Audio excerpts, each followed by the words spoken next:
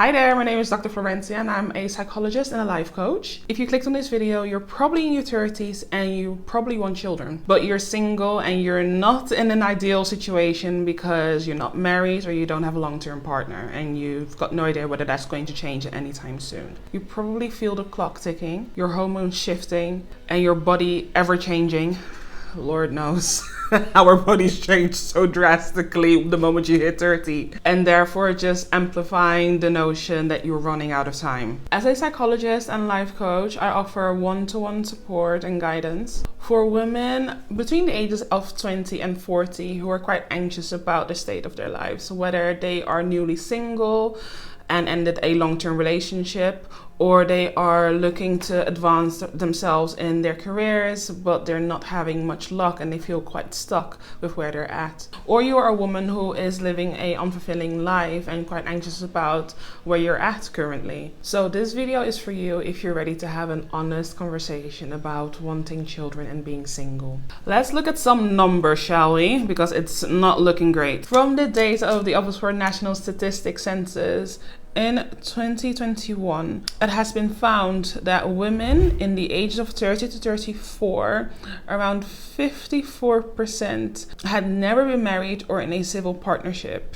which is up from 43.7% in 2011. There are also some articles supporting this. For example, ITV wrote an article stating that the increasing numbers of young people who have never been married or in a civil partnership, with more than half the women between 30 and 34 in this category, and 63.8% of men in the same age group. Psychology Today also posted an article online, and it states, in the US today, it is not unusual to be about to turn 40 and have never been married.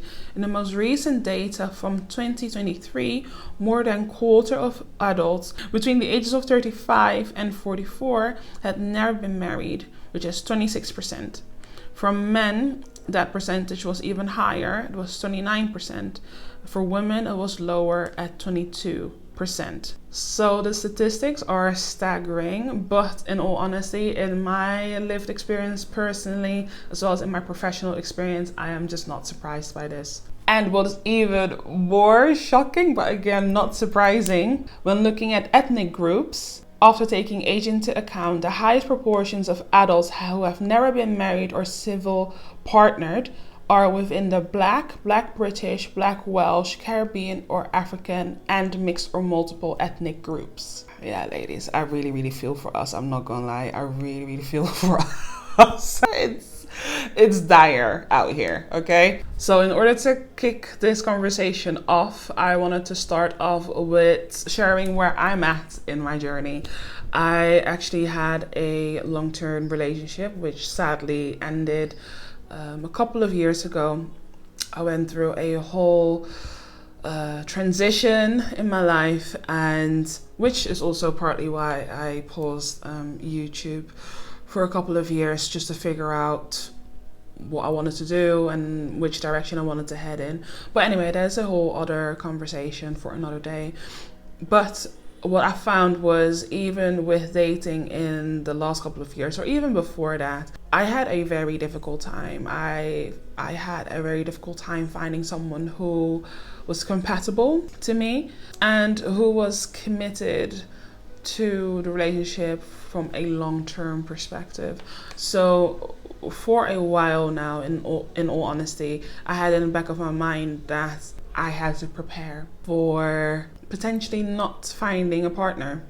And I didn't want to be pessimistic or sound pessimistic, right? Like, I'm still hopeful, of course, because anything can happen at any time. Like, you can literally meet the love of your life tomorrow. You know, that can literally happen. But at this moment in time, I'm very pragmatic and I'm a realist, and I like to prepare for worst case scenarios. And I'm a Libra, so I like to have my options open. So I started to accept that I may have to prepare for worst case scenario, which is not finding the right partner or not finding the partner that I could see myself settling down with and getting married to. So that brings me on to the topic of children. I've always wanted children. It was never a doubt in my mind that I was going to have children one day.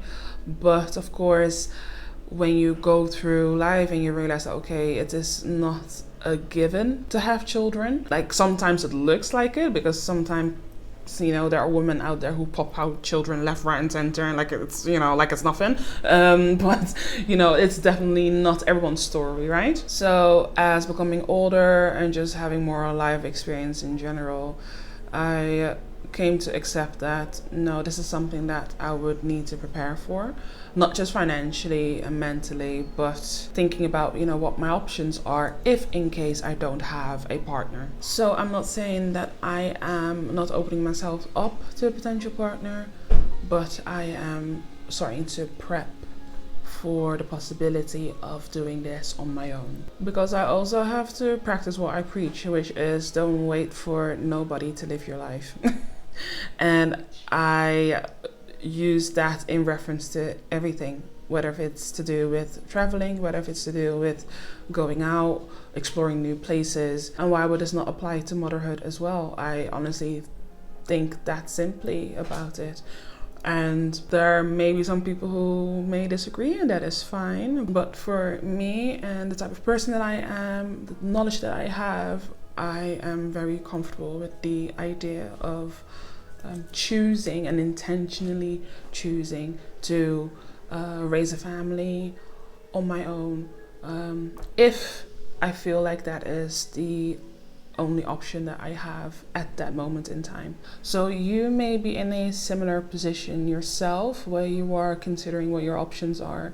And what helped me to ground myself was to find out the facts. So first and foremost, what I needed to find out for myself was, is my biological clock really ticking that quickly?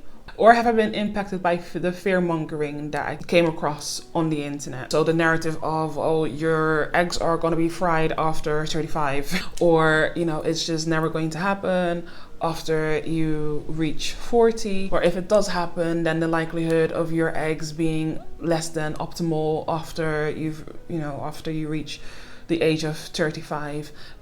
All of that could partially be true, but it is general info, right? And it is not necessarily applicable to everyone. And your fertility journey and the state of your body and your health is very individual.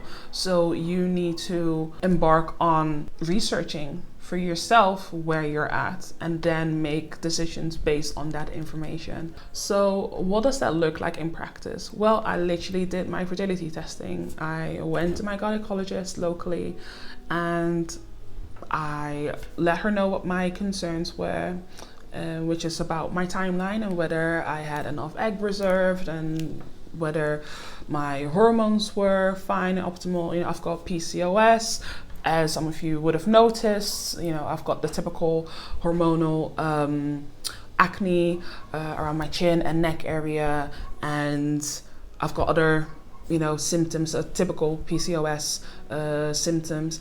And I just wanted to find out what I was working with, you know, so that I could figure out what my next steps are. Now, luckily, thank God, my results came back fine. There were no major concerns, and my hormones were actually not as out of control as I thought they were. So let's say if I wanted to get pregnant now, there is a high chance of that working out for me.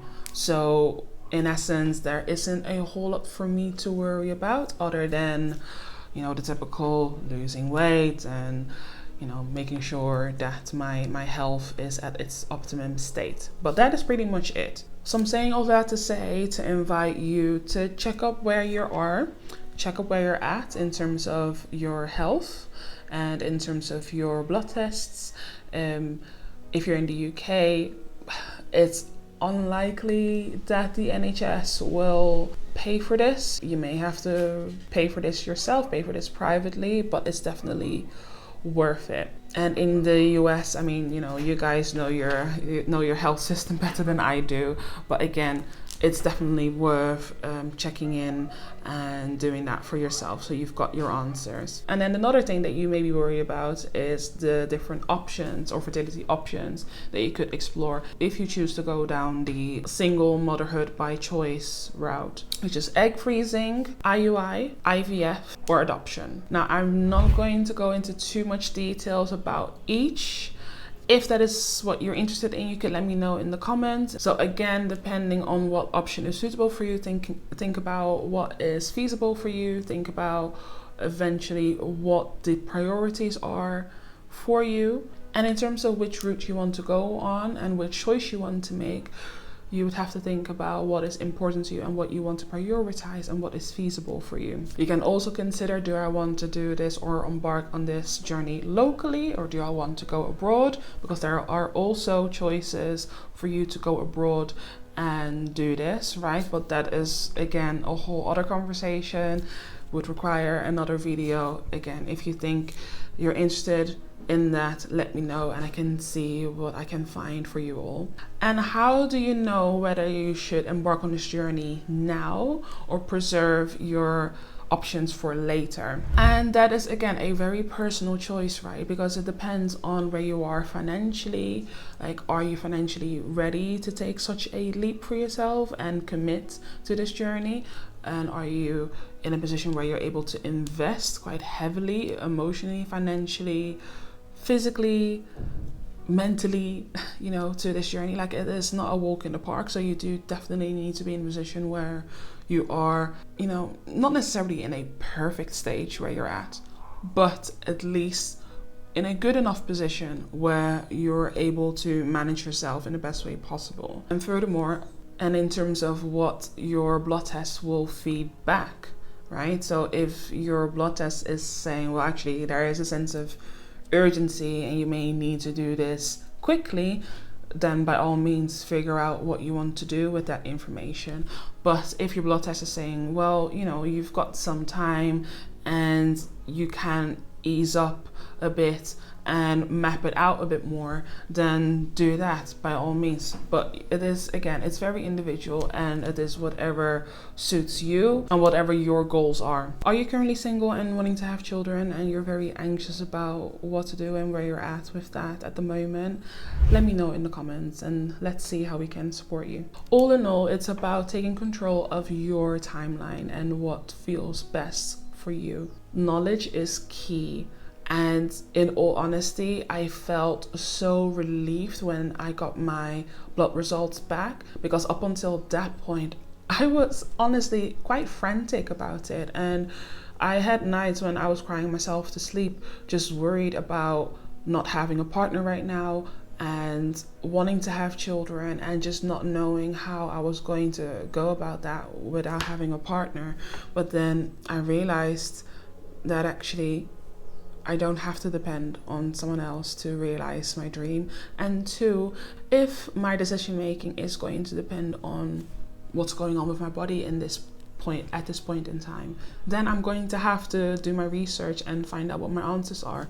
And yeah, that will mean putting my hand in my pocket and paying for it. Like, as you know, as inconvenient that may be, because I'm just so used to having the NHS and not having to pay for healthcare, which in and of itself is a blessing, right? Receiving my results was such a relief, and I wish I did it sooner, in all honesty. That would have definitely saved me a lot of time being anxious about where I'm at, where I'm going, what I'm doing, worrying about some man, you know. So yeah, if you can, please do seek your answers first. And based on your results, know what you need to focus on. Do you need to take more vitamins? Do you need to exercise more? Do you need to eat better? You know, I need to do all three. So I've started doing that. I'm being more consistent with the gym. I am trying to eat a lot better and a lot healthier, because I do love to indulge every now and again. So I just have to tweak and fine tune certain things in order to optimize my chances. So do your research. expose yourself to people who are in the similar positions as you are. Have those conversations. There are loads of Facebook groups that I've found who are of women going through similar situations, so it's definitely worth joining them. And lastly, before we close, grieve the vision you had for yourself. I know it's hard, and I've definitely had my own fair share of grieving and being sad about what I thought my life was going to look like. But giving it space and processing it, and therefore then letting it go or accepting it, that creates space for opportunities and growth. And that is the journey I'm on now. Letting go of perfection and for things to go exactly as you mapped them out. Allow things to be messy and allow yourself to sit with uncertainty. If you're interested in having a one-to-one session with me, you can go onto my website and contact me, and I will reach back out as soon as I can. Take care of yourself. Bye-bye.